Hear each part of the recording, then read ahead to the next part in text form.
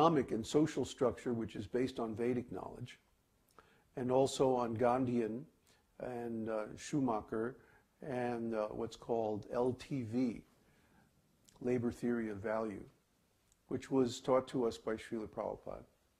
And we've expanded this with some help from other devotees, and we have now a very good idea what's required to establish a community that can maintain its own economic status simply by raising produce, grains, vegetables, milk products, and like that. By making the internal currency. Basically, we have our own internal economic system based on the produce of the earth. That way we can stay separate from the fluctuations of prices due to using a baseless currency. It's called a fiat currency, where the government just says, okay, here's a dollar, here's a peso, you know, print up another one.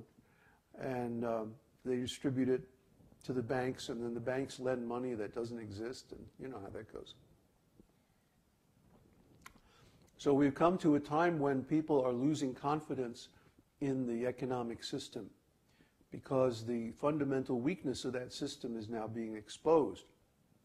The fact that when everything is based on credit, what happens when credit dries up? Well, you're going to see this year, because in the US especially, also in Europe and other parts of the world, the grain harvest this year is going to be very, very small and poor quality. Why? Because the farmers can't get credit. And farmers require credit in order to buy diesel fuel for their tractors and to buy fertilizers and even seed. So without credit, the farmers can't plant. Or if they do plant, the crops that they get are going to be very poor quality.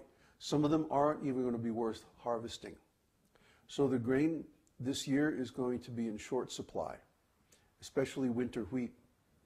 And we'll see what's going to happen, well, pretty soon now, because it's almost time. I think April is harvest time for winter wheat. And we're going to see the grain prices going way, way up this year. And that's going to affect so many products, from breakfast cereals to bread to, I mean, hundreds and thousands of different products. So here it comes, folks. Don't say we didn't warn you. We've been warning people for years that this is going to happen, and people didn't take us seriously, and now it's happening. So guess what? We're down here in Chile. Chile is in a really good position because it has very little debt. And it also has a lot of foreign exchange, because for years Chile has been supplying copper to the rest of the world. So they have built up a large surplus of foreign exchange and very, very little debt, which means they won't be affected so much by the problems in North America and Europe. There's still going to be some effect, though. So we're also planning to organize down here some kind of economic system so that we can be more or less independent. And we're in the middle, in Villarrica, we're going to be in the middle of a grain farming region.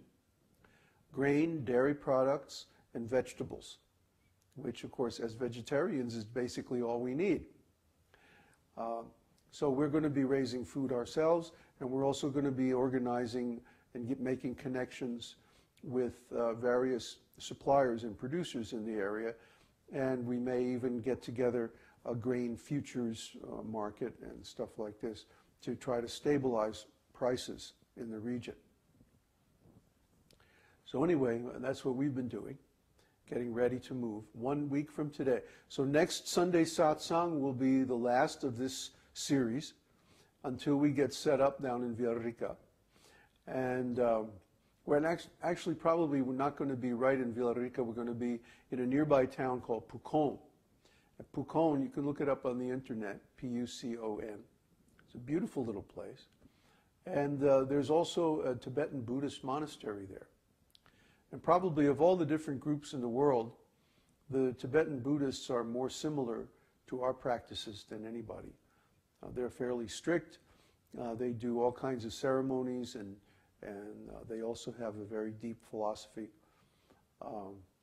They still have more of the original Buddhist philosophy than any other Buddhist group I've ever encountered.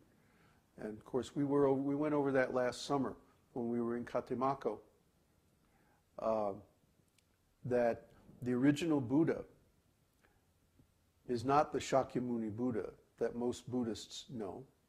He was much earlier than Shakyamuni. Shakyamuni was a fairly recent Buddha, and he taught a completely different philosophy. And so the original Buddha's teachings have been almost completely covered up by the Shakyamuni's teachings. And Shakyamuni's teachings are more or less opposite of the original Buddha's. But some of his teachings still remain, and we had the opportunity to study those with the Dalai Lama in Vermont in 1992. So we're friends with the Buddhists, with the Tibetan Buddhists, and I think we may be able to get together some kind of conference based on sustainable agriculture and different courses and like that. So look for that coming up in the next 6 months or so. Meanwhile, today, we want to finish the discussion of Vyabhicari-bhavas. Remember, we've been going through all the different bhavas. And what are bhavas again? Transcendental emotions. And there are different types, different categories of bhavas. Can anybody tell me what they are? Different categories of bhavas? There are 5 of them. 5 categories of bhavas. Sthāyi bhava, which is? One's eternal mood of relationship with the Lord. Yeah, the eternal mood of the soul's relationship with the Lord. And sthāyi bhavas of 5 kinds. Neutrality, servitorship, friendship, parenthood, and conjugal love. And what other kinds of bhavas do we have? Somebody else. Come on, guys, we've been going over this now for weeks. Duh.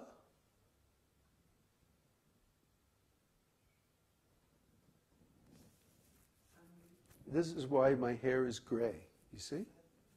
I go over and over and over this stuff, and it goes in one ear and right out the other side. You can see daylight, you know? You look in the ear, you see daylight coming from the other side. What are the 5 categories of bhavas? Come on.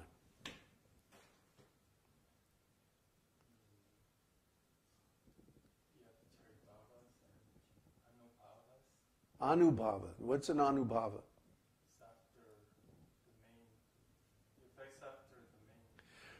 Right, anu means following. So after one experiences one's original ecstatic relationship with God, then the symptoms of that are called anubhavas. And what kind of anubhavas are there? Dancing, chanting, laughing, rolling on the ground, belching, sneezing, being stunned, those kind of symptoms. That we run around doing all kinds of service all day. This is part of anubhava, because we have experienced some meaningful connection with Krishna. So we run around and we do service because we're motivated by anubhava. Okay, what else?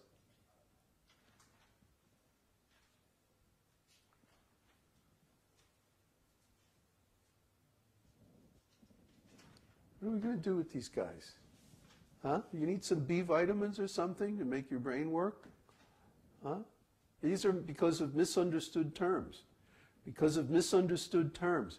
Because of misunderstood terms, which you didn't look up the definitions for these terms, you can't remember anything.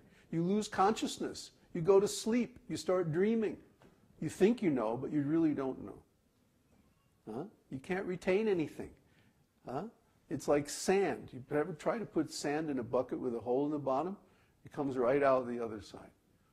Huh? You have to fill the hole in your bucket. Then you can hold this knowledge. Huh? So what's the third? This is like pulling teeth. Huh? I'm the dentist, you know.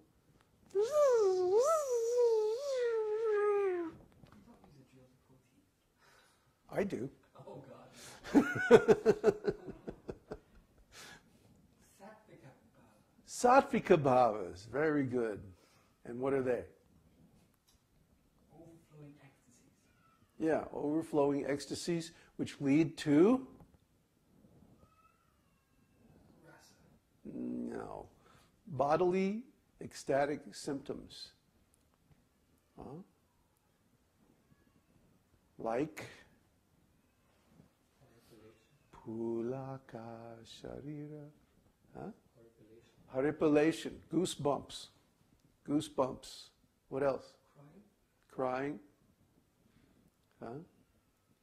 Choking of the voice. Huh? Trying to talk to Krishna and